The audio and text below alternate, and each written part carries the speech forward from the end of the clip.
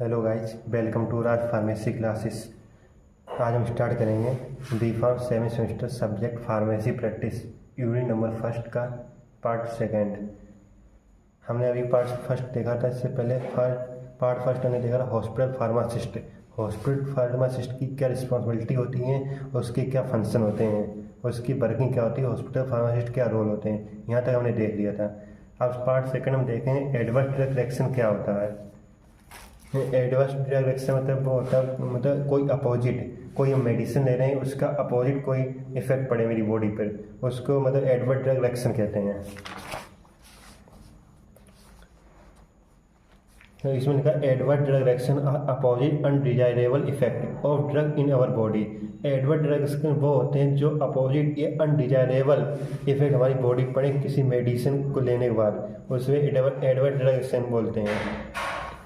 It अगर a normal dose of drug, अगर हम किसी ड्रग की नॉर्मल डोज ले रहे हैं उससे भी हमको एडीआर हो सकता है। एडवर्स ड्रग रिएक्शन को हम एडीआर भी बोलते हैं। ADR and side effect both are different side effect are generally expected by doctor which may be harmful और useful, but ADR always unexpected and harmful.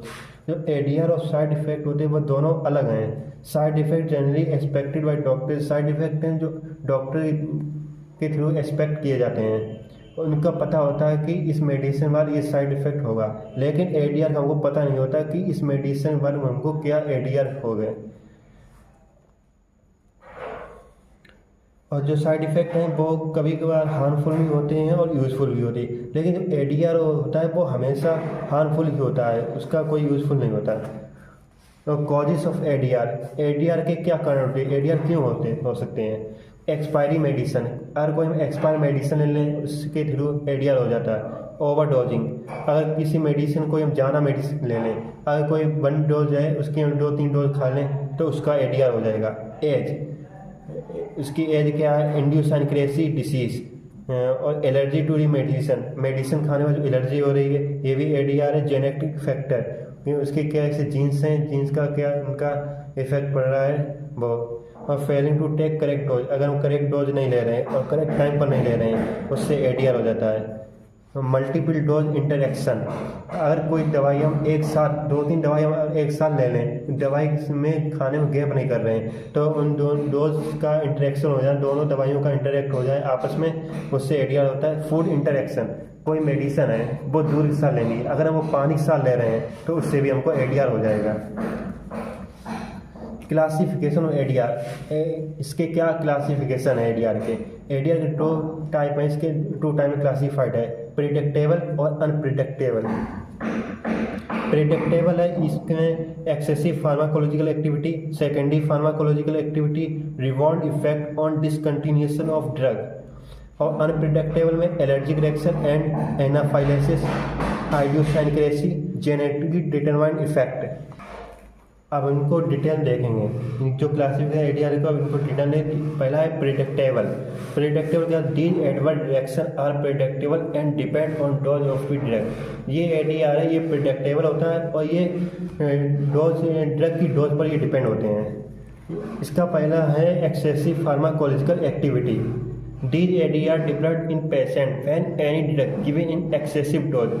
ये एक्सेसिव फार्माकोलॉजिकल एक्टिविटी में ADR कब होता है, अगर कोई पेशेंट मतलब ज़्यादा डोज मेडिसिन ले ले, अगर उसे एक डोज बताई गई, अगर वो 2 डोज ले ले, 3 डोज ले ले, इसका एडीआर तब होगा। It show too much activity of drug in body, वो हमारी बॉडी में फार्माकोलॉजिकल एक्टिविटी ज़्यादा शो करेगी। High dose of drug high pharmacological activity, ये वही लिखा है, अगर हाई डोज लेंगे ड्रग की तो उसकी हाई फार्माकोलॉजिकल एक्टिविटी मेरी बॉडी में होगी, जो पेशेंट हो उसकी। इसका एग्जांपल देखेंगे, coma due to high dose of barbiturate. अगर हम बार्बिटूरेट की हाई डोज ले लेंगे तो जो पेशेंट है वो कोमा पहुंच जाएगा। बार्बिटूरेट का यूज़ हम करते हैं अगर हमको नींद नहीं आ रही, नींद को लाने में इसका यूज़ करते हैं बार्बिटूरेट का, अगर ये ज़्यादा ले लें तो वो कोमा पहुंच जाएगा। Bleeding due to high dose of heparin, heparin का यूज होता है ब्लड को पतला करने में, अगर ब्लड ठीक हो गया उसको पतला करने में हेपारिन का यूज़ करें। अगर हेपारिन का ज़्यादा यूज़ करेंगे तो अगर मेरी बॉडी में थोड़ा भी कट लग गया तो उसमें ब्लीडिंग होने लगी, तो ब्लीडिंग स्टॉप नहीं होगी जल्दी से। इसके एक्सेसिव फार्माकोलॉजिकल एक्टिविटी हैं। Our secondary pharmacological activity. Some drugs show more than one effect, which is known as secondary pharmacological activity. They are also considered as ADR. अगर कोई हम ड्रग ले रहे हैं, अगर वो हम मतलब दो तरीके अगर एक्टिविटी फार्माकोलॉजिकल एक्टिविटी मेरी बॉडी में शो हो रही हैं तो वो सेकेंडरी फार्माकोलॉजिकल एक्टिविटी है। एग्जाम्पल सिटर्जिन का यूज़ करते हैं एंटी हिस्टामिन में, और इसका ये फार्माकोलॉजिकल एक्टिविटी हो गई एक एंटी हिस्टामिन, और दूसरी इसकी फार्माकोलॉजिकल एक्टिविटी हो गई कॉज सेडेशन। ये दो फार्माकोलॉजिकल एक्टिविटी क्रिएट कर रही है सिटर्जिन। ये हो गया सेकेंडरी फार्माकोलॉजिकल इफेक्ट। इसका थर्ड आता है rebound effect on discontinuation of drug. When we suddenly stop any drug, so due to this disease become more worse and this negative effect ADR known as rebound effect. अगर हम कोई drug ले रहे हैं, continue वो drug को हम use कर रहे हैं, अगर वो सडनली अचानक से उस ड्रग को हम लेना बंद करते हैं तो जो भी उसके पॉजिटिव पॉइंट है, अगर हम कोई मेडिसिन ले रहे हैं वो मेरी शरीर में फ़ायदा करी, उसको कंटिन्यू ले रहे हैं, अगर अचानक से हमने उसे बंद कर दी तो जो हमारी प्रॉब्लम है वो और ज़्यादा बढ़ जाएगी, नेगेटिव इफेक्ट बढ़ेगा। ये भी एडीआर हो गया इसका थर्ड। एग्जाम्पल है anti epileptic drug stop suddenly so seizure can increase. Anti epileptic को हम ले रहे हैं और इसको बंद कर दें, थोड़े एंटी एपिलेप्टिक यूज़ करते हैं दौरे में, अगर इसको हमने अचानक बंद कर दी तो हमारे जो दौरे हैं पेशेंट में वो और ज़्यादा पड़ने लगेंगे। If beta blocker stop so angina pectoris become more verse. Beta जो एंजाइना पेक्टोरिस है, बीटा ब्लॉकर हम ले रहे हैं किसकी, एंजाइना पेक्टोरिस के लिए लेते हैं, मतलब जो चेस्ट में पेन होता है तो बीटा ब्लॉकर का यूज़ करते हैं। अगर बीटा ब्लॉकर हम सडनली अचानक से बंद कर दे लेना तो जो पेन है मेरे चेस्ट में वो और ज़्यादा बढ़ जाएगा। अब इसका सेकंड क्लासिफिकेशन है unpredictable. These ADR unpredictable which does not depend on dose of drug, they अगर ड्यू टू अननोन रीजन। ये एडीआर है, ये डिपेंड नहीं होता डोज पे, जो ड्रग की डोज है उस पर डिपेंड नहीं होता, इसका कोई और रीजन हो सकता है एडीआर क्रिएट होने का, इससे डोज से कोई भी लेना देना नहीं है। जैसे allergic reaction and anaphylaxis. When any antigen enter in our body, so our immune system activated and so allergic reaction। अगर कोई एंटीजन हमारी बॉडी में इंटर किया है तो वो हमारा इम्यून सिस्टम एक्टिवेट हो जाएगा और एलर्जिक सिम्टम क्रिएट करेगा, जैसे itching, irritation, red rashes, facial swelling, fever. जैसे एग्जांपल पे देखें, अगर कोई जहरीला कीड़ा को काट ले तो इचिंग होने लगती है, मतलब खुजली होना, इरिटेट और रेड रेसेस, लाल लाल हो जाना और थोड़ी स्वेलिंग वगैरह आ जाना, ये इसके मतलब ये एडीआर हो गई। इससे ड्रग से कोई भी लेन देन नहीं है। Here drug also may be antigen because it is also non cell entity. If allergy cause by drug so it's called drug allergy reaction. जो एलर्जी कॉज ड्रग से अगर होती है तो उसको ड्रग एलर्जिक रिएक्शन बोलते हैं। आइडियोसाइनेरेसी क्या है? ए पर्सन पार्टिकुलर वे और वेविंग थिंकिंग, मतलब कोई पर्सन है, पेशेंट है, उसका स्वभाव चेंज होना, वही आइडियोसाइनेरेसी बोलते हैं। It is the condition when drugs show their side effect only particular person. ये आइडियोसाइनेरेसी एडीआर ये साइड इफेक्ट है, ये पार्टिकुलर पर्सन पे ही शो होता है, मतलब ये नहीं हर किसी को ये शो वो नहीं है। Allergy of ibuprofen in particular person. Example में अगर देखें, आइबुप्रोफेन ले रहे हैं, कोई पर्सन ले रहा है, मतलब उसको एलर्जी नहीं शो हो रही, अगर किसी पार्टिकुलर पर्सन, किसी एक या दो पर्सन को एलर्जी शो हो सकती है, ये इसका एग्जाम्पल है। अगर थर्ड है genetically determined effect. Every patient have different jeans which can cause variation in drug effect. मतलब हमारे जो पेशेंट और अलग अलग पेशेंट के अलग अलग जीन्स होते हैं और उसके जीन्स के अकॉर्डिंग ड्रग का इफेक्ट पड़ता है बॉडी में। Patient with hereditary deficiency of pseudocholinesterase can not metabolize succinylcholine. Pseudocholinesterase ये मेटाबॉलिज्म नहीं होता है बहुत सारे पेशेंट में, क्योंकि उनके जीन्स हैं इफोर्ड नहीं कर पाते, लेकिन इसका यूज़ करते हैं मसल रिलैक्सेंट में चीज़ का। अब देखें method for detecting adverse drug reaction के एडवर्स ड्रग रिएक्शन को कौन कौन से मेथड जिससे हम एडीआर को डिटेक्ट कर सकें। The detection of adverse reaction involve monitoring and analyzing the patient behavior after drug administration। अगर कोई डॉक्टर या फार्मासिस्ट है, किसी पेशेंट को ड्रग दे रहा है, ड्रग को एडमिनिस्ट्रेशन कर रहा है, फिर उसको ये डिटेक्ट करेंगे कि वो पेशेंट कैसा क्या बिहेवियर कर रहा है, कैसा रिएक्ट कर रहा है ड्रग को लेने के बाद। ये patient health care professional and sometimes even pharmaceutical company play a role in identifying and reporting ADR to regulatory authority। Patient health care professional और कभी कभी फार्मास्यूटिकल जो कंपनी है, इनका बहुत ही इम्पोर्टेंट रोल प्ले होता है कि एडीआर को आइडेंटिफाई करना और रिपोर्ट करना एडीआर को रेगुलेटरी अथॉरिटी सीडीएसओ को। They are following method for detecting ADR. अब इसे बहुत से फॉलोइंग मेथड हैं कि एडीआर को कैसे डिटेक्ट करेंगे। इसमें 4 मेथड दिए गए। पहला है spontaneous case report method, record linkage study, cohort study और केस कंट्रोल स्टडी। हम इसको देखें। पहला spontaneous case report. Spontaneous case report क्या होता है? स्पॉन्टेनियस केस रिपोर्ट को हम वॉलंटरी या नेचुरल भी बोल सकते हैं। इसमें एक पॉइंट ऐसे भी लिख सकते हैं, spontaneous case report it is also known as voluntary या नेचुरल रिपोर्ट।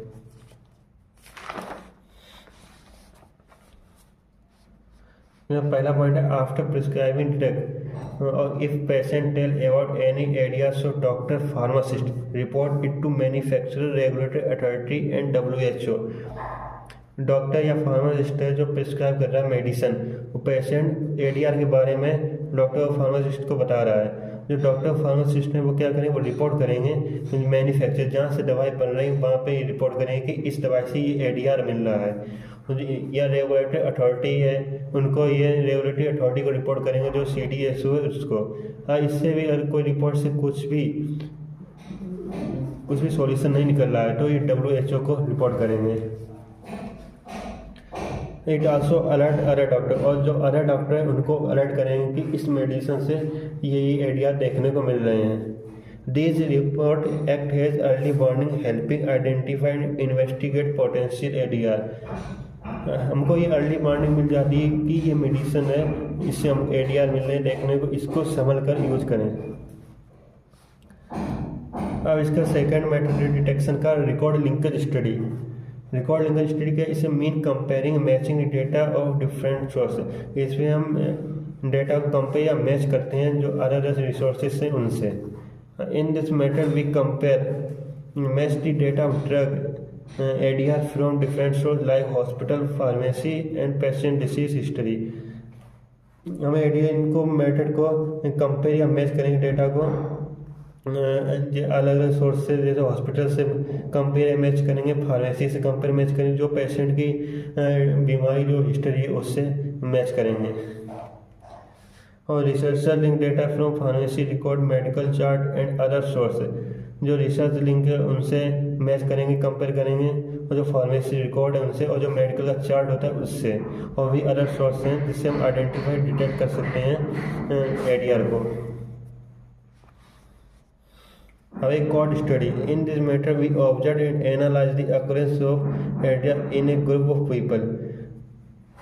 इस मेथड हम ये ऑब्जर्व और एनालाइज करेंगे कि एडीआर कौन से ग्रुप के पीपल में देखने को मिल रहा है। ये चार्ट मतलब पॉपुलेशन है, 100 इसमें बंदे, 100 बंदे की पॉपुलेशन है।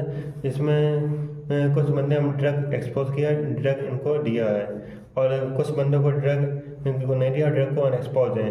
फिर उन दोनों बंदे में से ये देखें किसमें कौन सा एडीआर है, किसमें एडीआर नहीं है, ये इस पर कंपेयर करेंगे। भाई यहाँ पे लिखा है in cohort study we compare the group of people.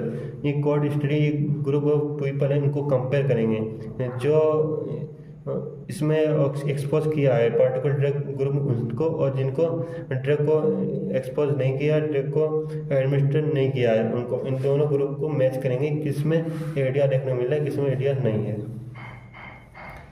Bye tracking this group researcher can identify and analyse ADR drug. इन ग्रुप को ट्रैक करके, रिसर्च करके इनको आइडेंटिफाई करेंगे कि क्या एनालाइज है ड्रग का एडीआर का। ये सब। इसका फोर्थ है detection case control study. In case control study we compare a group of patient who experience ADR by drug with another group of patients who did not experience the ADR। अब इसमें हम compare करेंगे जो patient है जिनको किसी drug का ADR के बारे में एक्सपीरियंस है उनसे, और उन पेशेंट को जिनको किसी ड्रग का ADR के बारे में एक्सपीरियंस नहीं उनसे।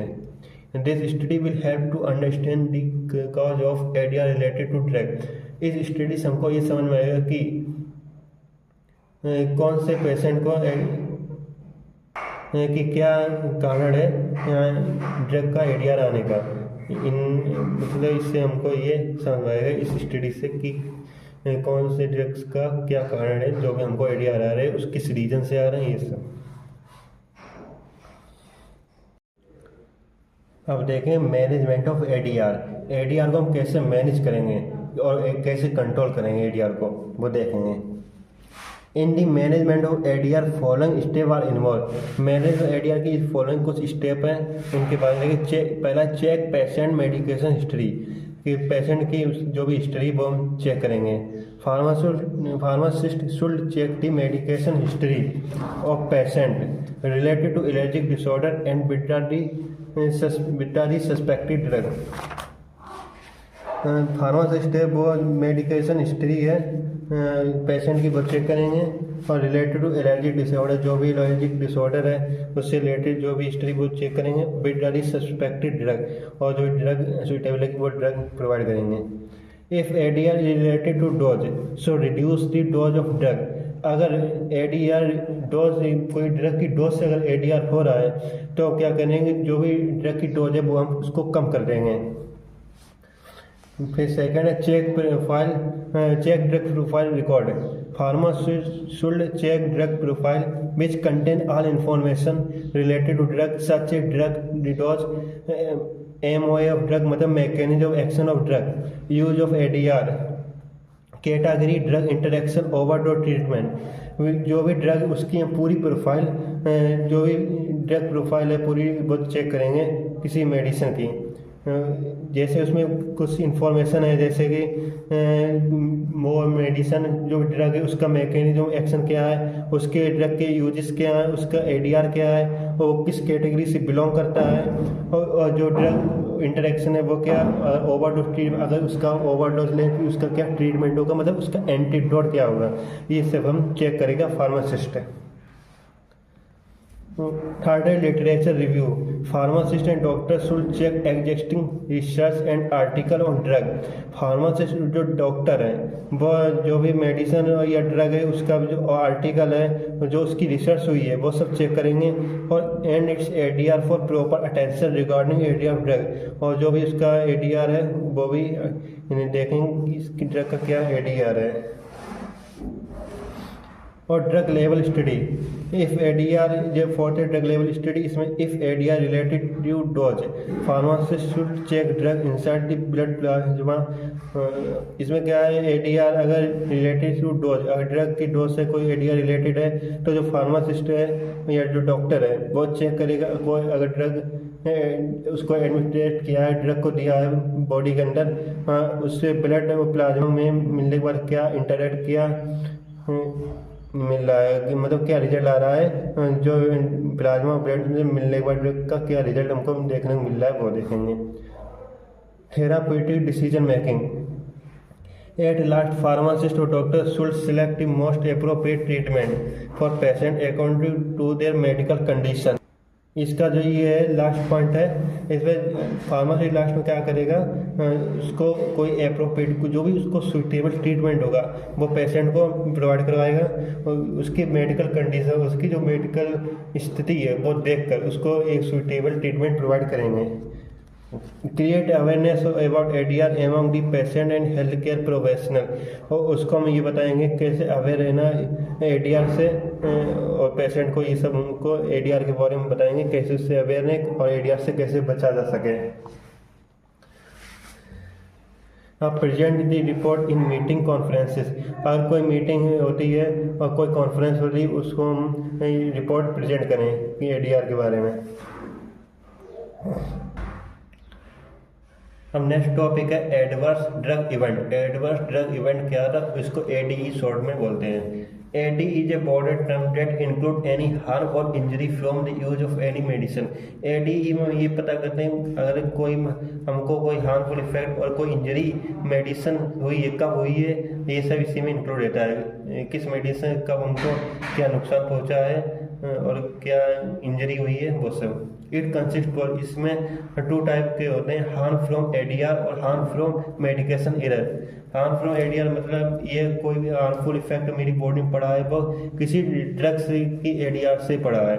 Harm from medication error, harm from medication error ये पता है, इसमें ये होता है कि मेडिकेशन एरर में जो मेडिसिन जो भी ड्रग दी गई उससे कोई हार्मफुल इफेक्ट नहीं पड़ा, मतलब कि जो डॉक्टर ने प्रिस्क्राइब दवाई की उसके लिखने में कोई दवाई गलत लिख गई है उससे इधर पड़ा हुआ है, या डिस्पेंसिंग जो फार्मेसी में फार्मासिस्ट ने जो दवाई निकाली है वो उसको निकालने में कोई मिस्टेक हो गई उससे जो हमको हार्मफुल इफेक्ट पड़ता है वो हो गया हार्म फ्रॉम मेडिकेशन एरर।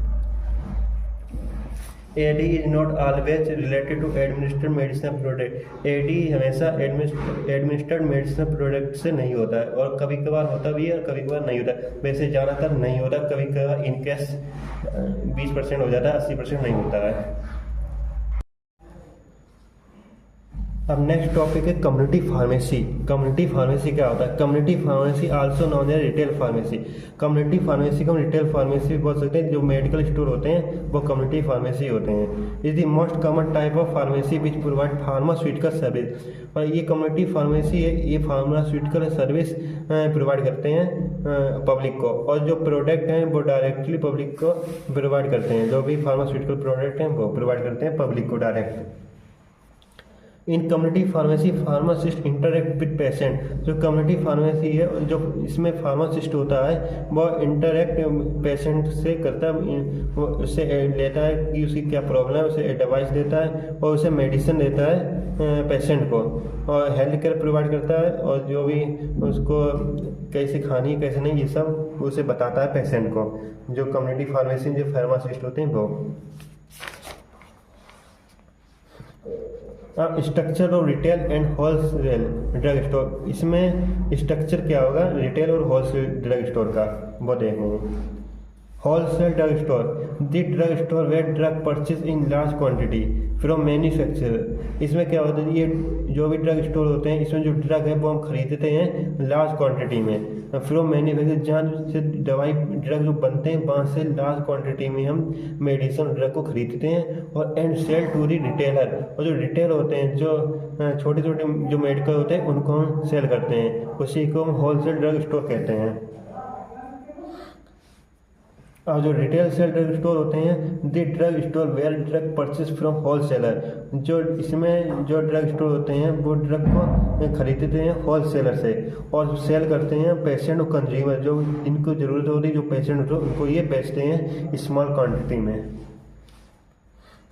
अभी ये दोनों इसके स्ट्रक्चर हैं। ये स्ट्रक्चर है होलसेल ड्रग स्टोर का। इसमें सबसे पहले ये चीज़ मैटर करती है कि इसका एरिया क्या आ रहा है, ये पहले मैटर करता है। इसका एरिया 10 स्क्वायर फीट, इसकी ये जो चौड़ाई होती है उसकी जो लंबाई है 20 स्क्वायर फीट, इससे कम नहीं होनी चाहिए। होलसेल ड्रग स्टोर इतनी ही होनी चाहिए।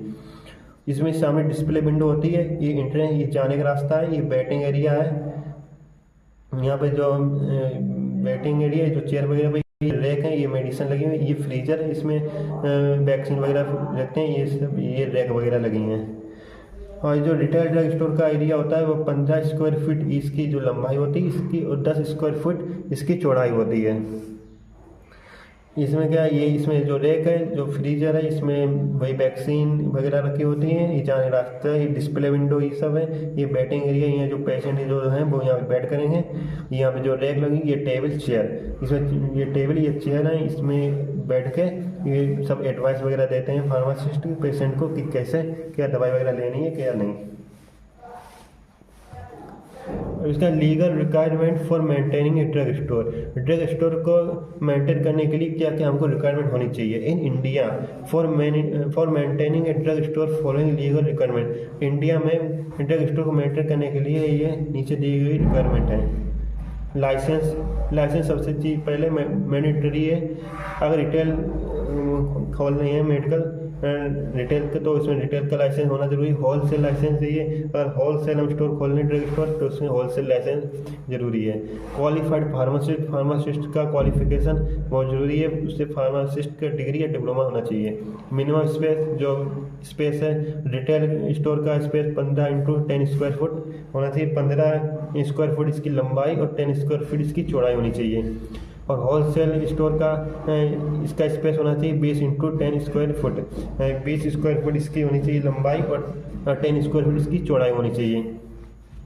स्टोरेज अरेंजमेंट, उसका जो स्टोरेज अरेंजमेंट है वो अच्छे से होना चाहिए। और रिकॉर्ड मेंटेनेंस, कौन सी दवाई हमने कब खरीदी है, कब किसको दी है, ये सब इसका मेंटेनेंस रिकॉर्ड होना चाहिए। अगर कोई DI वगैरह अचानक आता है उसको हम पूरा रिकॉर्ड दे सके, जिससे हमको कोई प्रॉब्लम ना हो।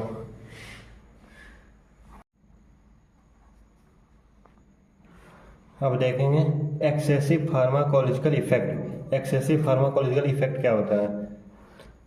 एक्सेसिव प्लस इससे पहले करके एक्सेसिव मतलब होता है टू मच और मोर देन नीडेड, मतलब जितनी हमें नीड है उससे ज़्यादा हमको मिलना। Pharmacological effect, action of drug on body, जो भी ड्रग का एक्शन है हमारी बॉडी में, जितनी हमें नीड है उससे ज़्यादा हमारी बॉडी में मिल जाना, उसे कहते हैं excessive pharmacological effect. Excessive pharmacological effect mean too much stronger effect of drug in body। Excessive pharmacological effect means होता है कि stronger effect of drug, जो ड्रग का इफेक्ट है वो स्ट्रॉन्ग होना हमारी बॉडी में। Then expected which led unwanted side effect, और उसके unwanted side effect मिलना, उसे बोलते हैं excessive pharmacological effect। It occur due to high dose और increased sensitivity to the drug। ये इसलिए होता है अगर हम हाई डोज दे दें किसी ड्रग की तब होगा, अगर हम ड्रग की जो सेंसिटिविटी है उसको हम बढ़ा दें तब होगा ये। Example high dose of sedative, अगर सेडेटिव का हम हाई डोज दे देते हैं तो हमको ड्रोसीनेस हो जाएगा। अब देखें genetically determined toxicity. Genetical determined toxicity क्या होता है? Genetical determined means decided by gene के द्वारा डिसाइड किया गया, या हेरिडिटी, जो हेरिडिटी मतलब जो हमारे पूर्वज होते हैं जो उनको कोई बीमारी होती है वो चलती आई हुई पीढ़ी बाई पीढ़ी, उसे हेरिडिटी बोलते हैं। टॉक्सिसिटी मतलब harmful effect cause by any substance, अगर किसी सब्सटेंस के थ्रू कोई हार्मफुल इफेक्ट हुआ है उसे टॉक्सिसिटी बोलेंगे। Genetically determined toxicity is the harmful effect of a drug cause by a person. Genetically determined toxicity ये हार्मफुल इफेक्ट है ड्रग का, किसी पर्सन में हार्मफुल इफेक्ट होना ड्रग का, उसे जेनेटिक टॉक्सिसिटी बोलेंगे, जो किसी जेनेटिक के थ्रू हो। Some people are more sensitive to certain drug because inherited difference। Example warfarin is a blood thinner, warfarin ये खून को पतला करने में इसका यूज होता है। And some people with the genetic variation, कुछ बंदे होते हैं, कुछ लोग होते हैं उनको जेनेटिक वेरिएशन होता है जो C/P 2C9 और B को ORC1 ये जीन्स हैं, ये स्लोली काम करते हैं कुछ लोगों में। तो जो है वर्फारिन है वो धीरे धीरे स्लो काम करेगा खून को पतला करने में। आता है retail drug store. Retail drug store क्या होता है? रिटेल को ब्रेक करके देखें, री प्लस टेल। री मीन्स अगेन मतलब द्वारा, टेल मीन्स कट। ये जो टेल है ये फ्रेंच वर्ड से आया है। Retail drug store is a community pharmacy that sell medicine in small quantity directly to the customer for personal use. Retail drug store है, ये कम्युनिटी फार्मेसी है, ये मेडिसिन और ड्रग को सेल करता है बहुत ही कम क्वांटिटी में। जो कस्टमर हैं और जो पेशेंट है उनको, अगर जिनको पर्सनल यूज हो उनको ये कम क्वांटिटी में सेल करते हैं।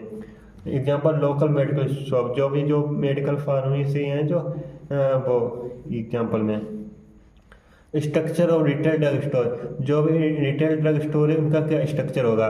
Retail drug store section include following section, इनके स्ट्रक्चर ये कुछ पॉइंट नीचे दिए हुए, उनको हम नंबर बाय नंबर देखेंगे। पहला है reception waiting area for customer waiting and pharmacist consultation. कोई कस्टमर है वो वेट करेगा वेटिंग एरिया में, और जो रिसेप्शन है उसमें फार्मासिस्ट है वो कंसल्ट करेगा रिसेप्शन में जो पेशेंट है या कोई कस्टमर है उनसे। सेकेंड है prescription and billing counter.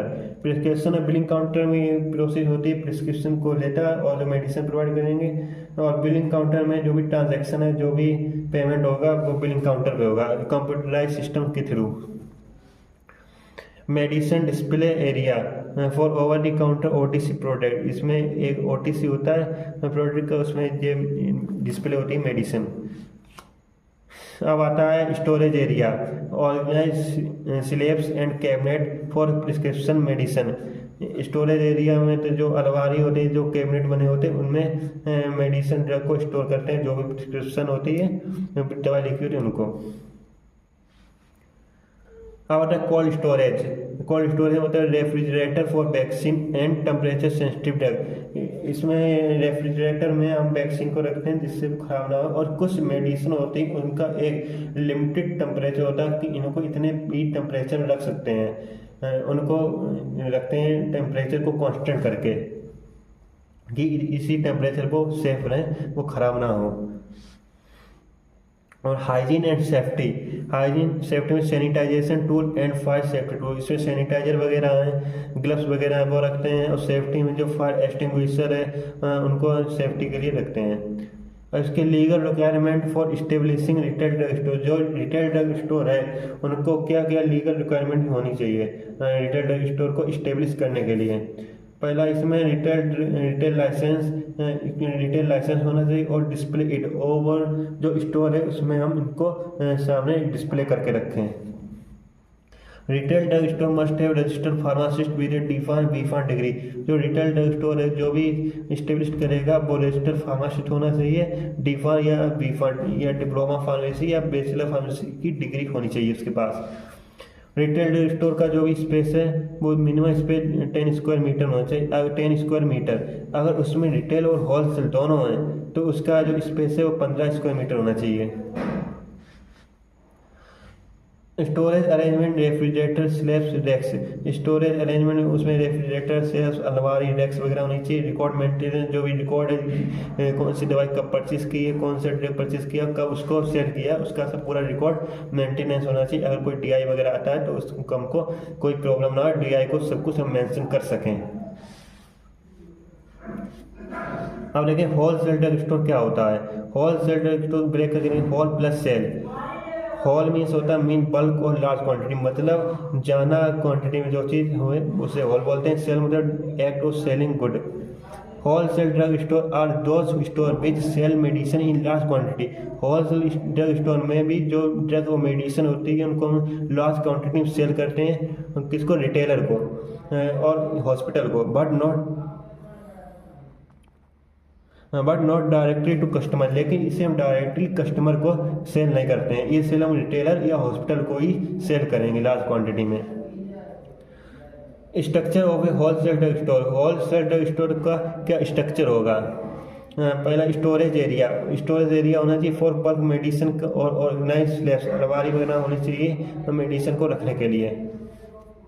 Cold storage, इसमें रेफ्रिजरेटर होना चाहिए फॉर टेम्परेचर सेंसिटिव ड्रग, जो भी ड्रग टेम्परेचर कांस्टेंट टेम्परेचर रखने के लिए वैक्सीन वगैरह उनके लिए रेफ्रिजरेटर होना चाहिए।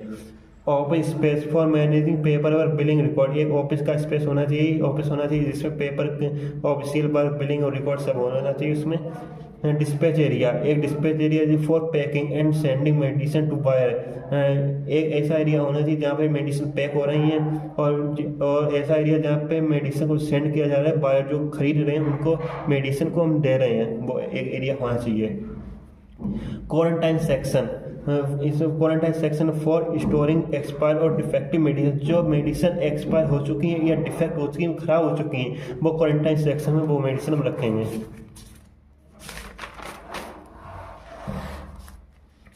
अब legal requirement for wholesale drug store.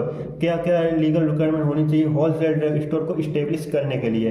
Wholesale drug licence under drug cosmetic act 1940।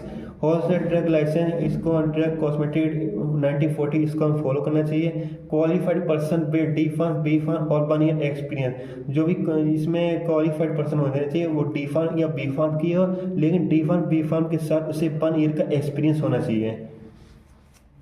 Minimum इसका स्पेस है 15 स्क्वायर मीटर होना चाहिए, जो भी मेरा परमिट है उसका। Proper storage with cold storage facility, और प्रॉपर मेरा स्टोरेज होना चाहिए और स्टोरेज फैसिलिटी, कोल्ड स्टोरेज वगैरह की, रेफ्रिजरेटर वगैरह की, ये सब।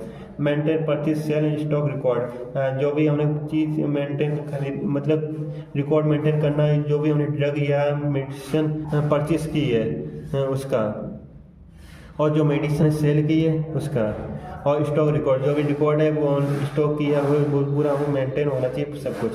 Cell only to licence buyer, ये हम मेडिसिन उन्हीं को ही सेल कर सकते हैं जिनके पास लाइसेंस हुआ, जिसके पास लाइसेंस नहीं उसे हम इसे सेल नहीं कर सकते।